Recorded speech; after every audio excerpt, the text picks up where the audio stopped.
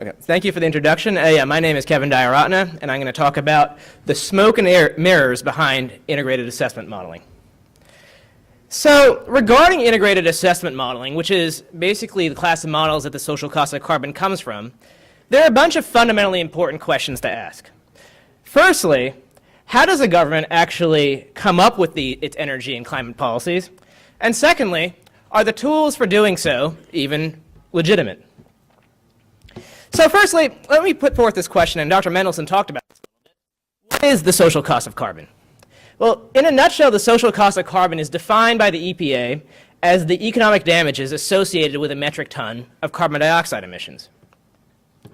And the general question is, regarding the SCC, what is the long-term economic impact of carbon dioxide emissions summed across a particular time horizon? And there are three main statistical models that are used to get at this question: the DICE model, the FUN model, and the PAGE model. Now, these models are basically a series of equations representing economic growth and climate response, and they're estimated via what we call Monte Carlo analysis. The idea is that various components of these models are random, so the random components are repeatedly drawn, these stochastic components, through Monte Carlo simulation, and in the long run, we generate a distribution of the SCC from which distributional properties are reported. So before we go into the details of the SCC, let's just talk about the concept in the first place. They're determined by so-called damage functions, and these are plots from the IWG's Interagency Working Group's 2010 Technical Support document. And notice there are a bunch of curves here. There's a red and blue curve, which are the DICE and the PAGE models, and there's a green curve right there. And if we zoom in, that's the next slide. If we zoom in, and the y-axis, by the way, is damages per unit of GDP, global GDP, and the x-axis is temperature, you notice that the green curve is actually negative. That's because out of the three models, the FUN model is the only model that actually allows for benefits of carbon dioxide emissions. The other two models a priori only assume that they're costs. So let's keep this in mind as the talk goes on. Now, as with any statistical model, these models are grounded by assumptions: a discount rate, a time horizon, and the specification of what we call an equilibrium climate sensitivity distribution. So we ran two of the three models, the DICE and the FUN models. The PAGE model we didn't run because the author insisted on co-authorship for anything we publish. So we felt that that precluded us from being able to do any independent analysis. So regarding these assumptions, firstly, there's a discount rate. So we talked about economic damages, but the real question is, supposing there actually are damages, what amount should be invested to avert these damages, these so-called damages, from actually occurring in the future? So discount rates are a way to actually do so. And the EPA used 2.5%, 3%, and 5% discount rates, despite the fact that the Office of Management and Budget in Circular A4 specifically stipulated that a 7% discount rate be used as well as part of cost-benefit analysis. So despite the fact that this requirement, the stipulation of a 7% discount rate be used, the IWG ignored it, but we ran these models at 7% for them. Now, secondly, there's a specification of a time horizon. So as I talked about, projected economic damages are summed. But the real question is, for how long? Now, these models attempt to make projections 300 years into the future. Now, if you think about Dr. John Christie's testimony in front of Congress, the House Science and Tech Committee last year, he juxtaposed temperature extrapolations from IPCC models against actual satellite and weather balloon data. And you could see the stark difference. You look at Dr. Christie's projections based on the IPCC models and the actual data, and these models grossly overpredict temperatures. So when you think about it, these models are trying to make forecasts 300 years into the future. Firstly, we don't know what the economy will look like that far into the future, but when you think about things from a climate perspective, how on earth can they forecast 300 years into the future when they can't even predict 20? Lastly, these models involve the specification of an equilibrium climate sensitivity, or ECS distribution. Now, global warming alarmists will always tell you, ooh, the science is settled on global warming. But I was talking about this a few weeks ago, and when you really think about it, the phrase settled science, that's an oxymoron. Science is something that's by definition unsettled. new studies consistently come to light, improving upon prior studies. And the concept of ECS distributions are no different. They consistently appear in the peer-reviewed literature. And here are 4 of them. The first distribution, Roe Baker 2007, was published 10 years ago in the journal Science. That's a whole decade ago, and that is the distribution that the IWG wanted to assume. Subsequent distributions, there are a few right here, which we use in our research. By the way, our research is in the back table over there, and you guys are welcome to pick up copies of each of our papers. These newer distributions are distributions that actually suggest lower probabilities of high-end global warming. So, don't really want to go too much into the statistics here, but in a nutshell, an ECS distribution represents the Earth's temperature response to a doubling of carbon dioxide emissions. So the question is, okay, suppose carbon dioxide emissions were to double. How much would the Earth warm? Well, the areas under these probability density functions give you the probability that the Earth will warm by a particular amount. So for example, if we look at the yellow curve, which is the outdated Roe Baker distribution, and the area under the curve of 4 degrees or 4.5 degrees Celsius onwards, that will tell you the probability that the Earth's temperature will warm by more than 4 or 4.5 degrees in response to a doubling of CO2 emissions. But if you notice this tail probability and you compare it to the other more recent distributions, it's significantly lower. And when you compare it to the more up-to-date Lewis and Curry distribution, which we'll spend most of our time talking about today, we actually did our analysis on all the other distributions as well, which is in our research. But if you compare, say, the probability of the Earth's temperature warming by more than, say, 4 degrees, under the outdated Roe Baker distribution, the probability is slightly under 30%. But under the more up-to-date Lewis and Curry distribution, it is significantly lower, about 5 in 100. So what happens if we alter the assumptions that the IWG makes? In particular, we'll talk about what happens if you tweak the discount rate, or the ECS distribution. And this work is joint with my colleague here, Ross McKittrick, as well as David Kreutzer, who is now at the EPA. What if we were to tweak the discount rate and run the 7% discount rate that the IWG ignored? Just using the outdated Roe Baker distribution, we did so in our analysis. And here are the results for the DICE model. So in 2020, we noticed a $37.79 estimate of the social cost of carbon under a 3% discount rate. And under a 7% discount rate, we notice a $5.87 estimate. Now, we also did this analysis using 2.5% and 5%. For brevity, I'm just including 3 and 7. Now, what happens if we use the more up-to-date Lewis and Curry distribution that suggests a lower probability of high-end global warming? Well, if you look at that, even under a 3% discount rate, we notice a $19.66 estimate of the SEC.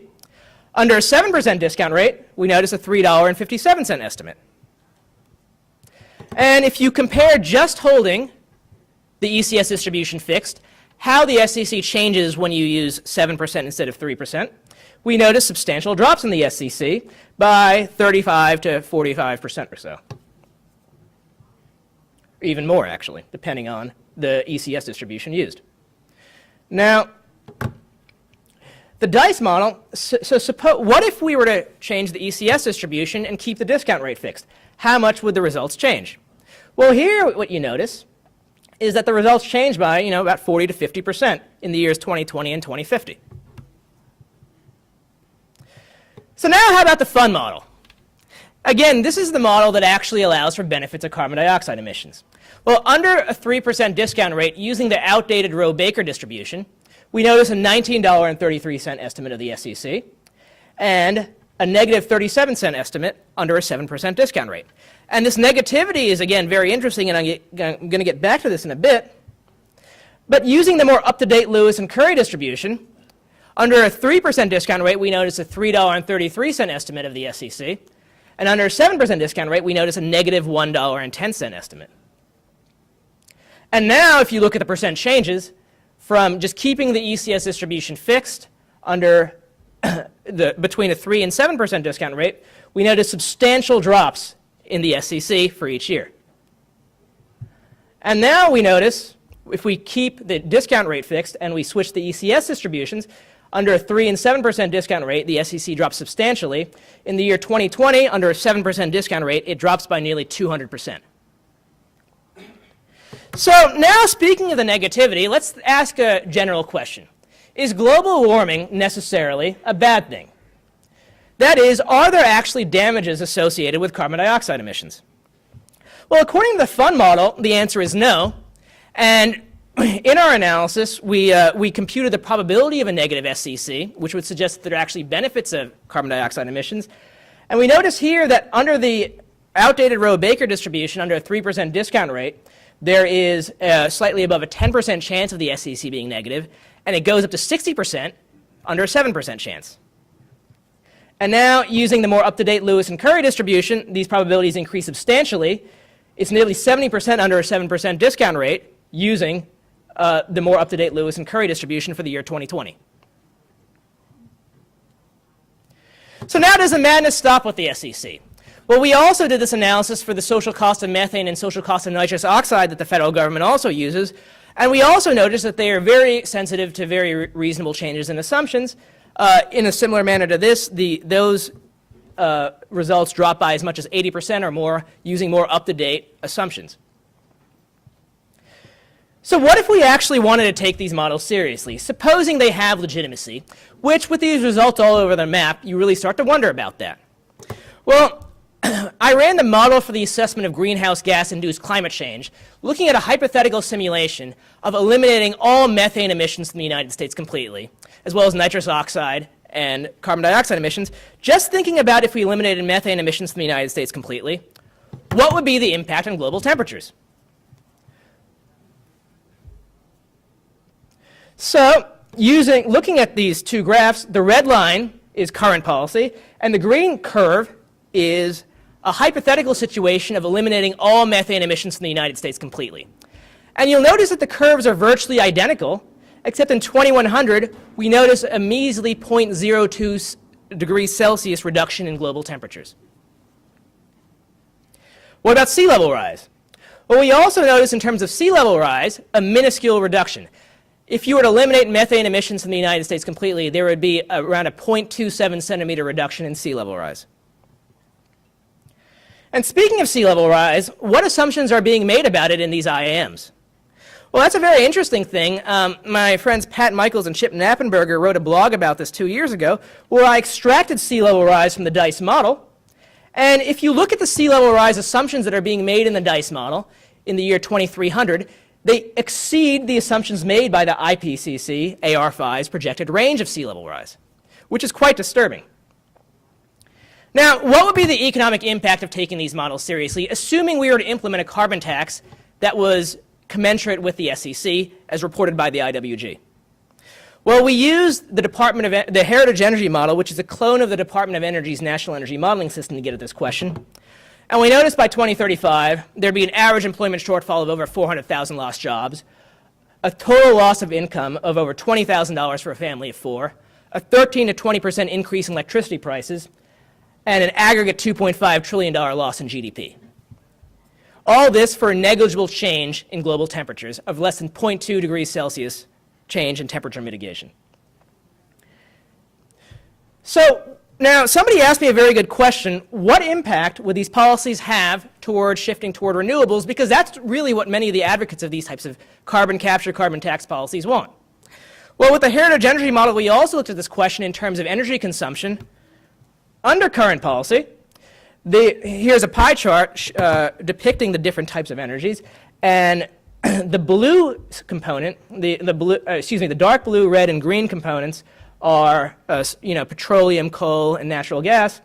The purple component is nuclear. The blue component is renewables, which is a 9% component of the energy portfolio. But now what would happen under the carbon tax scenario? Would we notice a notable uptick? Well, slightly, but only up to 14% or so. So if they're looking to induce a shift toward renewables, that's not going to happen. So now let's think about what this tells us. These integrated models are extremely sensitive to very, very reasonable changes in assumptions. The damage functions at their core are arbitrary. In the first place, they don't really have much legitimacy, and out of the three models, two of them a priori assume that they're costs. The other model can be negative under very reasonable assumptions, suggesting that there are more benefits than costs of carbon dioxide emissions. And as a result, with these models being literally all over the maps, you can manipulate them to produce any result you want. If you want a high SCC, all you have to do is use the outdated assumptions that the IWG use, ignore the 7% discount rate, and you get a high SCC. If you want a negative SCC, just use the fun model and update your ECS distributions, and it's going to be more negative than positive. And moreover, taking these models seriously in terms of the IWG's interpretation of them would result literally in economic disaster with few environmental benefits. So thank you. Happy to take questions at the end.